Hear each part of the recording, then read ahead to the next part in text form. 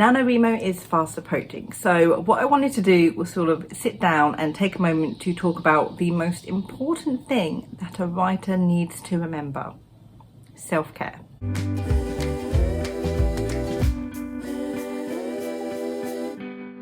Hello everyone, it's me Sarah, welcome back to my channel. I am very bad with self-care. I'm gonna sit here and I'm gonna admit it, I'm absolutely terrible.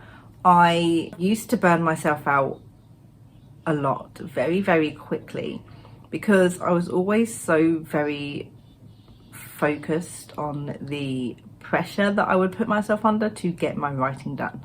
I went through multiple weeks of sort of dreading the time I would have to sit down and write because I wasn't enjoying it. I went through like a 6-month period a couple of years ago where I did not write because the thought of having to write just made me sick to my stomach. Like, I couldn't do it, and that's how bad my burnout got. I'm getting better with it. So here are some things I am making sure to include not only in my usual writing routine but during NaNoWriMo, to make sure that I'm always emotionally, mentally and physically prepared for the act of writing a book. First thing is listen to your body. You hear people say all the time things like, if you don't feel like writing, just sit down and write anyway. Push past the feeling, just get the words down. Even if it's only a few minutes, it's okay. And in some cases, yes, trying to push through to do some writing if you're not feeling it is okay to do. Sometimes it's a normal day and we just don't feel motivated enough to write. Giving ourselves a little push, sometimes, you know, it works. Sometimes though, a push doesn't work, so don't force it. If you really don't want to write, then don't write. I promise nothing bad is going to happen to you if you don't. Pushing yourself, forcing yourself to write too often is going to turn the act of writing into a chore. It's going to stop being enjoyable, and you don't want that. Take regular breaks. I'm doing this immensely at the moment, says the person who's currently doing Milwordy and has fallen behind because of the days off I keep on taking that I shouldn't take. But I haven't been feeling like writing, so I haven't written. Real writers write every day. It's one of the worst pieces of writing advice I've ever heard in my entire life. I hate it. I absolutely hate it. If you've been on my channel long enough, you've heard me say this before. And I'm going to say it again, eventually. It is important that you take regular breaks during your writing sessions. It is important that you take regular breaks from writing as a person.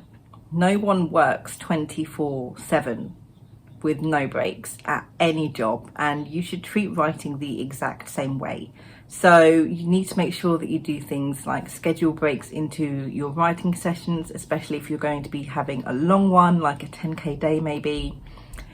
Write for an hour and then break for an hour. Make sure that you don't write after 5 o'clock in the evening. Make sure that you take the weekends off writing to just do whatever you want to do. Taking regular breaks is immensely going to reduce the chance of burnout. Trust me on that. The next thing is to give yourself rewards. I can't often do this because I will more or less give myself the reward first and then not do the writing. But if you are focused and determined enough, then this is a very good way to upkeep your motivation and give you something to look forward to at the end of your writing session. It could be as simple as, I'm not going to eat this piece of cheesecake until I have finished writing this chapter. Or once I've finished the draft of this novel, I'm going to buy myself a new tea mug. Or I need to make sure that I write 3,000 words today before I can watch Hamilton on Disney+. That was seriously one of the rewards I gave myself during Camp NaNoWriMo in July. It worked wonders. Make sure though that your goal to reward ratio is achievable.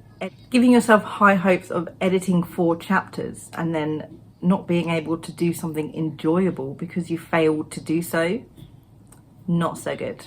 Small goals, small rewards, and then a bigger reward for the bigger achievement at the end. Refilling your creative well, very important. Something that I tend to struggle with quite a bit in regards to writing. My go-to seems to just be Netflix and YouTube, which If you scheduled your time to write, but you sit down at your computer or your desk and you just can't find yourself in it to write the words, if you don't know where you need to go or your inner editor is being way too loud, try not to give up with the focus of writing completely. Instead of focusing on the physical act of writing, focus on the parts of writing that aren't writing. Listen to or create a playlist for your novel. Head over to Pinterest and add to or create a board for inspiration. Backtrack and just reread what you've already written.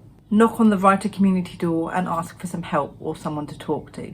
Don't listen to the people who say, but that's not really writing. It is, in its own way. We can't take from an empty well. So focus on the different aspects of your creative works until the inspiration to physically write returns. And if that doesn't spark anything, then it is definitely time for a full writer break. Take a walk, read a book, watch Netflix, recharge in your own way, and then come back the next day refreshed. And make writing fun. Build your writing space. Make it you. Fill it with things that inspire and motivate you. Have your favourite quotes up, listen to your favourite music, use candles and colour and tea and snacks.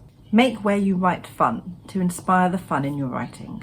My writing space is always a mess, but there's tea, so I'm good. Challenge yourself. Fulfill a prompt. Describe a random scene that you found on the internet. Write a scene between your characters that's just for fun. Hell, write a coffee shop AU for your characters. That helps build character and personality. It's work, I promise. Nothing is more important than your personal self-care. Writing can wait. You can't. It's been very difficult for me to get that through my head. It's very, very slowly working, but I know that I can do more. Don't focus on the inevitable chorus in the back of your head that is telling you that you are not doing enough. Do what you need to do to relax and recharge.